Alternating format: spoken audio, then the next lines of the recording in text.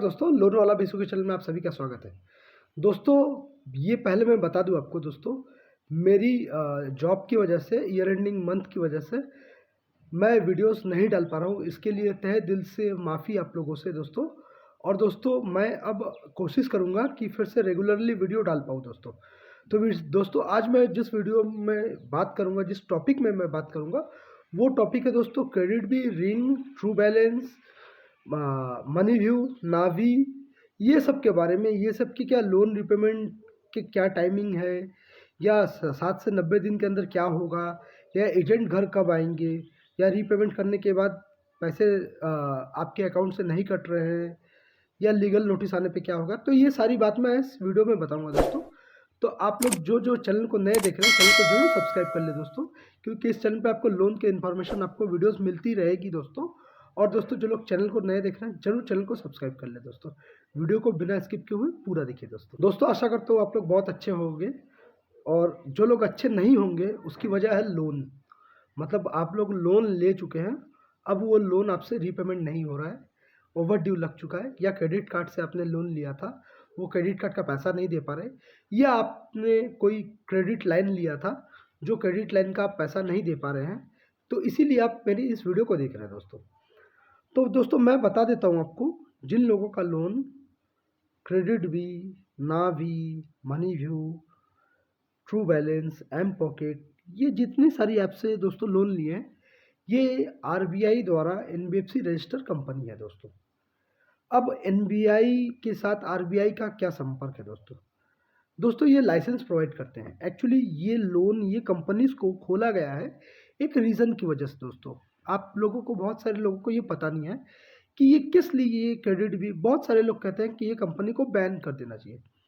But दोस्तों, ये company को खोला गया है, जो गवर्नमेंट की स्कीम थी ना, कि बहुत सारे लोग जो है वो ब्याज पे बहुत पैसा लेते हैं, मतलब आपके लोकल इंटरेस्ट पे। तो लोकल इंटरेस्ट पे पैसा लेकर दोस्तों, वो 10,000, 5,000, 7,000, 8,000, 50,000, इसी तरह का वो लोकल इंटरेस्ट पे पैसा लेते थे। अब लेते लेते लेते लेते क्या हो गया, अब वो जो है उनको सिर्फ वो इंटरेस्ट पे करना पड़ता था। वो जो उनका जो प्रिंसिपल अमाउंट था, मतलब असल जो था, वो असल बिल्कुल ही वो पे नहीं कर पा रहे थे। तो इसके लिए बहुत सारे लोग, बहुत तरह से प्रॉब्लम आ रही थी, बहुत सारी मतलब दिक्कतें आ रही थी। बहुत सारे लोग, फैमिली, मतलब उनके घर पर बहुत रकम से डराया धमकाया जाता था, क्योंकि वो आपके घर को पहचानते अच्छी तरह से। आपको वो लोकल नोटिस, मतलब वो कोर्ट पेपर में आपको सिग्नेचर करवा के पैसा लिए। और सबसे बड़ी बात है, वो बहुत ही खराब किस्म के व्यक्तित्व हैं, जो पहले लोन, मतलब आप जिससे पहले लोन लिया करते थे। तो इसीलिए ये कंपनीज को खोलना, गवर्नमेंट ने सोचा कि ये जो मार्केट से पैसा लेने से अच्छा है, ये जो एनबीएफसी कंपनीज को खोला जाए। इसको तुरंत आपको पैसे मिल जाएंगे, आपका जो काम होगा वो फिर आप पैसा, आप महीने महीने वो पे कर दीजिएगा। लेकिन आरबीआई ने इनका एक जो था टर्म्स रखा, कि आप कस्टमर को, मान लीजिए आप 5,000 रुपये देते हैं कस्टमर को, तो 5,000 रुपये में से आपको ये 3 महीने या 2 महीने का किस्त लगा दीजिए, 2,500, 2,500। और रेट ऑफ इंटरेस्ट रीजनेबल रखिएगा। ज़्यादा से ज़्यादा आप 18% से लेकर 24% तक आप ये ले सकते हैं। जब ये कंपनी 2018-17 से, मतलब ये ऐप्स आई जब, ये दोस्तों सबसे पुरानी, अगर मैं ऐप्स की बात करूँगा तो दोस्तों क्रेडिट बी सबसे पुरानी ऐप है। क्रेडिट बी, मानता हूँ कि बहुत सारे लोगों को कंप्लेन है, लेकिन यही सबसे पहली ऐप है क्रेडिट बी, जो मतलब 3,000 था, 4,000, 5,000 को वो लोन दे देती थी -1 सिबिल पे। मतलब आपकी कोई सिबिल स्कोर नहीं चाहिए था। आप एक नए इंसान हैं तो वो 3,000 रुपये आपको लोन दे देते थे। और जो कि ईएमआई थी उनकी, वो 3 किस्त में दी जाती थी, ली जाती थी। माफ़ कीजिएगा दोस्तों। तो इसीलिए ये ओपन करने का ये माजरा था गवर्नमेंट का, कि आपको इंटरेस्ट और ब्याज दोनों एक साथ दे दे। लेकिन अब ये क्या हुआ है, अब ये ऐसा हो गया है दोस्तों, अब ये कर रहे हैं आप लोगों को टॉर्चर, ब्लैकमेल, कॉन्टैक्ट एक्सेस। ये तो आरबीआई में कहीं जिक्र नहीं किया गया है कि वो आप पैसा ना दें तो आपके जितने कॉन्टैक्ट्स वो सारे कॉन्टैक्ट्स को वो मैसेज कर दे कि ये एक डिफ़ॉल्टर है या ये भीख मांग रहा है या इसको पैसे दे दो, इसी तरह का वो मैसेज कर रहे हैं। तो दोस्तों मैं बता देता हूँ, अगर आप कोई भी ऑनलाइन कंपनी यानी कि एनबीएफसी कंपनी जो प्ले स्टोर पे अवेलेबल मिलती है, जो एनबीएफसी रजिस्टर है आरबीआई के साथ लिंक्ड है उनका, अगर वो कंपनी से आप लोन लेते हैं तो दोस्तों ये आपकी बहुत बड़ी बेवकूफ़ी होती है। देखिए दोस्तों, अगर आप लोन लेते हैं तो आप समझ बूझ के ही लोन ले रहे हैं, ये मैं कहता हूँ। परिस्थिति किसी भी की भी ख़राब हो सकती है। बहुत सारे लोग कमेंट करते हैं कि आपको बुरे टाइम में देखा है और आप पे कर दीजिए। ये बहुत सरासर गलत बात है। किसी को पता था कोविड आएगा, कोरोना काल ऐसा कुछ आएगा, लॉकडाउन लगेगा? किसी को नहीं पता था ना। तो ये ख़राब समय जो आता है ना, वो किसी को बताकर नहीं आता दोस्तों। किसी को ये बताकर नहीं आता है। जो ख़राब टाइम आता है, वो ख़राब टाइम आता है एक जो कि बुरे वक्त की तरह, और निकल भी जाता है दोस्तों। आज आपकी खराब परिस्थिति है, कल आपकी खराब परिस्थिति नहीं रहेगी, लेकिन आपको समझ में आ जाएगा कौन अपना है और कौन पराया है। ये चीज़ बिल्कुल ही दोस्तों आप लोग दिमाग में रखिएगा। और दोस्तों और एक मैं बात बता देता हूँ जो कि मेरे एक सब्सक्राइबर के साथ हो चुका है।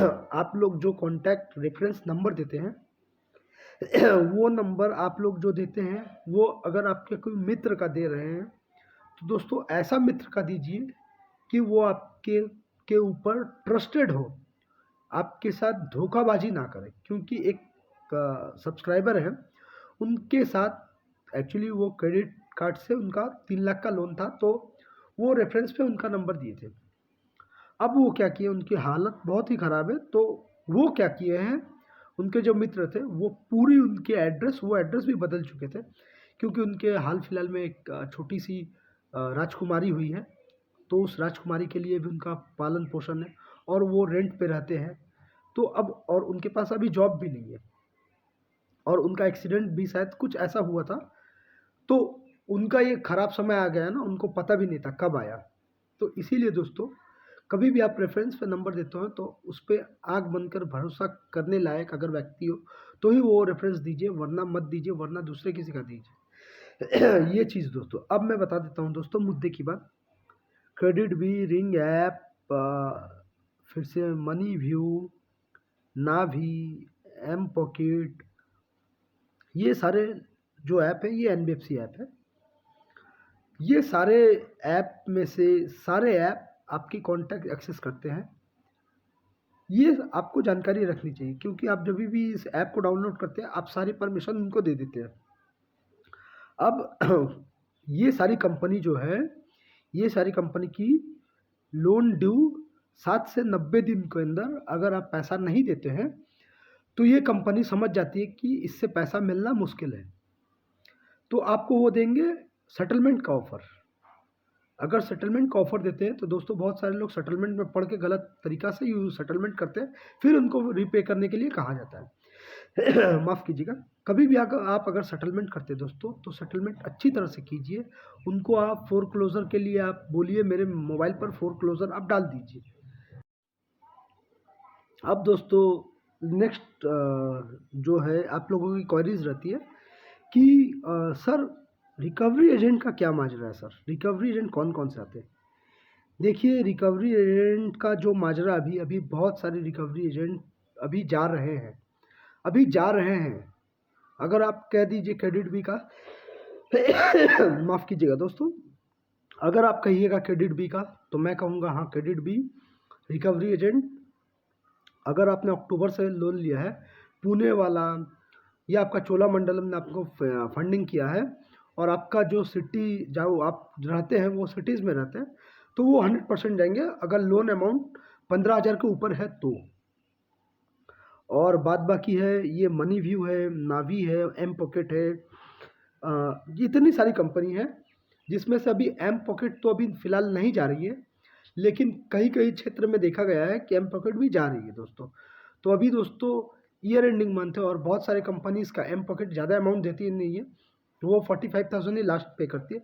लेकिन 45,000 हालांकि मैंने कभी सुना नहीं है कि किसी को मिला है, लेकिन ये अमाउंट के लिए भी अभी वो रिकवरी एजेंट जो एजेंसी है, एजेंसी से बात कर चुके हैं और कहीं जो सिटीज़ में है वो जा रहे हैं। तो डरने की बात नहीं है दोस्तों। फिर भी वो जो थर्ड पार्टी एजेंट है उससे आप अच्छी तरह से बात कीजिए, वो आपकी बात से सहमत होकर निकल जाएंगे। माफ़ कीजिएगा दोस्तों।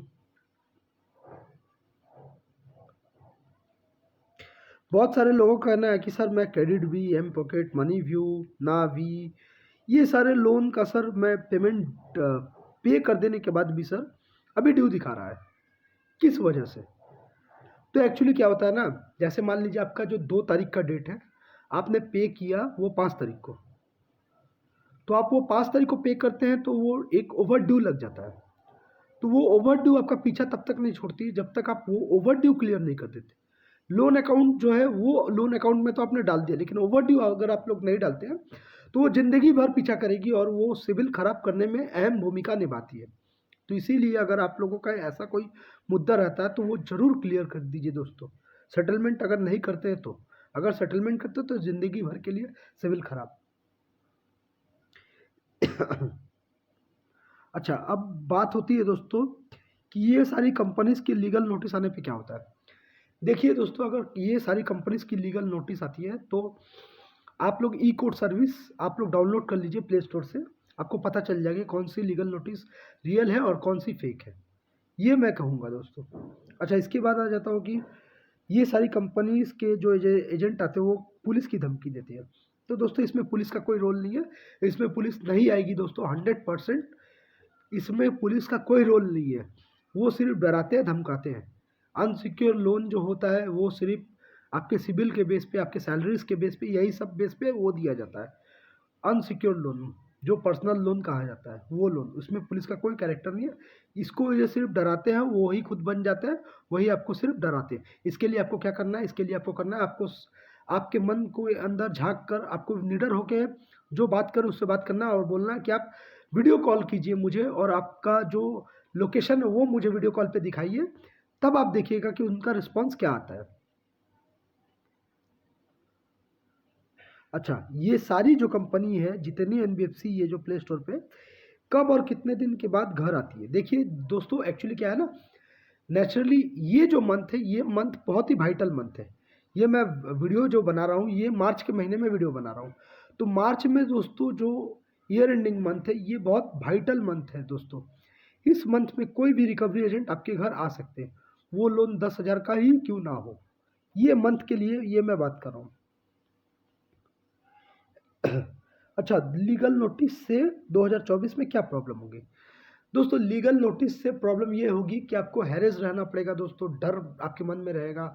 जितने भी कोई यूट्यूबर का आप वीडियो देख ले फिर भी आपके मन में एक डर रहता है कि वो तो नहीं ये मतलब फेस कर रहे हैं, फेस तो हम कर रहे हैं, तो हमारा क्या प्रॉब्लम होगा दोस्तों। ये चीज़ आप लोगों को डर रहता है। तो दोस्तों एक मैं बात बता देता हूँ, इसमें डरने वाली बहुत ज़्यादा कोई बात नहीं है, क्योंकि अगर आपको मान लीजिए मैं 90% केस में नहीं होता, 10%, सॉरी माफ़ कीजिएगा, 95% केस में नहीं होता, 5% केस में होता है। और जब भी ये होता भी है तो ये एकदम बेल ले सकते हैं आप उसी दिन सेम डेट पे दोस्तों, तो इससे डरने की आवश्यकता नहीं है। अच्छा, पाँच, बहुत सारे लोगों का क्वेश्चन है सर, मतलब कि सर 5 EMI से 2 EMI दे दिए हैं, 3 ड्यू है, तो क्या होगा? देखिए, 2 आप दे चुके हैं या 3 दे चुके हैं या 5 दे चुके हैं, जितने भी दे चुके हैं, अगर ड्यू है मतलब ड्यू है, तो कंपनी आपको कॉल, व्हाट्सअप, मेल, मैसेज ये सभी करेंगे। ये उनका काम है, ये उनको ट्रेंड किया गया है कि आपको पैसा निकालना है कस्टमर से। आप साम दंड भेद कुछ भी आप ट्राई कीजिए, बस पैसा निकालिए, बस यही रहता है। तो इसका भी मैंने बता दिया। अब लास्ट पे आते हैं कि सबसे ज़्यादा बात यही होती है कि इसका सोल्यूशन कुछ है। देखिए दोस्तों, लास्ट जो है कॉन्टैक्ट लिस्ट पर रेफरेंस पर फ़ोन करते हैं, तो मैं बता देता हूँ, अगर रेफरेंस पे कॉल करते हैं तो ये कोई गलत नहीं है, क्योंकि रेफरेंस वाले का नंबर आपने दिया है, 2 नंबर। अब अगर मैं कॉन्टैक्ट्स की बात करूँ तो कॉन्टैक्ट्स वाले अगर यूज़ करते हैं दोस्तों, तो ये आपके पास प्रूफ रहना चाहिए कि आरबीआई को मेल आप करेंगे तो ये आपके पास क्या प्रूफ है कि आपके वो कॉन्टैक्ट्स यूज़ कर रहे हैं। ये कोई मतलब सबूत नहीं है आपके पास। कैसे सबूत नहीं है?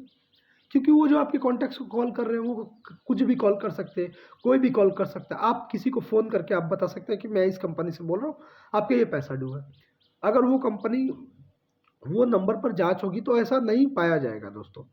तो इसके लिए दोस्तों मैं एक बात बताता हूँ दोस्तों, कॉन्टैक्ट्स अगर आपके कॉन्टैक्ट्स को अगर वो फ़ोन करें ना तो दोस्तों उससे पहले आप क्या कीजिए, आप एक दिमाग से एक काम कीजिए, वो है दोस्तों आप एक काम कीजिए, आप सारे कॉन्टैक्ट्स को फ़ोन करके बता दीजिए कि आपके साथ कोई फ्रॉड हुआ है, स्कैम हुआ है, अगर कोई आपके नाम पे कुछ बोले या कुछ ये एक मैसेज आए, तो उनका जवाब नहीं देना है।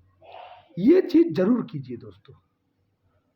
तो दोस्तों आशा करता हूँ वीडियो में आपको फुल इन्फॉर्मेशन दे पाया हूँ। तो दोस्तों अभी के लिए इतना ही दोस्तों, मिलते हैं आज रात को फिर। तो दोस्तों चैनल को ज़रूर सब्सक्राइब कीजिएगा दोस्तों। नमस्कार।